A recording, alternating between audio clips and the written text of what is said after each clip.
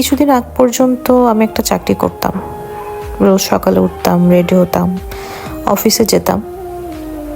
বাড়ি থেকে দেখলে মনে হতো লাইফটা তো সেট, কিন্তু ভেতরের গল্পটা একটু আলাদা। চাকরি করতে করতে একটা সময় বুঝলাম আমরা আসলে মানুষ হিসেবে না, একটা রিসোর্স হিসেবে ট্রিট হই। তুমি কেমন আছো, কি অবস্থা, বাসার সব কিছু ঠিক আছে কিনা, এগুলো খুব কমই কারো মাথায় থাকে। কাজ শেষ হয়েছে কিনা, ডেডলাইন মিট হয়েছে কিনা, এটাই বেসিক্যালি মেইন। ধীরে ধীরে খেয়াল করলাম আমার নিজের জন্য কোনো সময় নেই।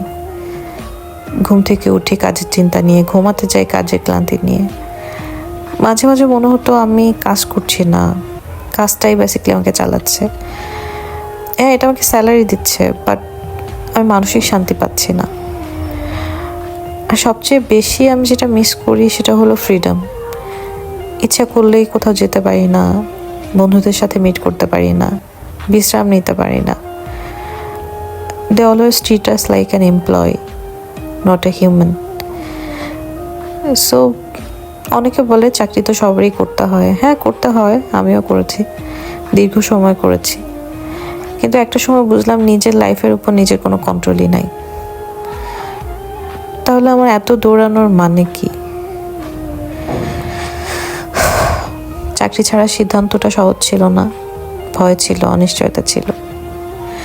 বাট একটা জিনিস ফিরে পেয়েছি, নিজের সময়। এখন অন্তত ঘুম থেকে উঠে মনে হয় আজ দিনটা আমার। কিন্তু অ্যাটলিস্ট আমার কাউকে প্রভু ফিল করাতে হচ্ছে না। আমি চাকরির বিরুদ্ধে না, আমি শুধু এটুকু বলি আমরা অবশ্যই কাজ করব, কিন্তু যে কাজ আমাদেরকে আনন্দ দেয়, আমাদের পুরোটা কেড়ে না নেয়। একটা মানুষের সারা জীবন কর্মচারী হিসেবে বেঁচে থাকার কোনো মানে নেই। আমরা মানুষ, আমাদের মন আছে, ক্লান্তি আছে, নিজের মতো করে বাঁচার ইচ্ছা আছে। সো এই ব্যাপারটাকে যেন আমরা ভুলে না যাই। দিন শেষে এটাই মেইন।